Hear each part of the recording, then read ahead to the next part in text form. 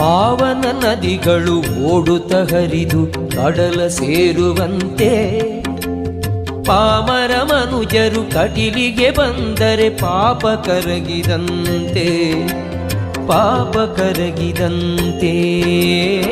ಪಾವನ ನದಿಗಳು ಓಡುತ್ತ ಹರಿದು ಕಡಲ ಸೇರುವಂತೆ ಪಾಮರ ಮನುಜರು ಕಟಿಲಿಗೆ ಬಂದರೆ ಪಾಪ ಕರಗಿದಂತೆ, ಪಾಪ ಕರಗಿದಂತೆ.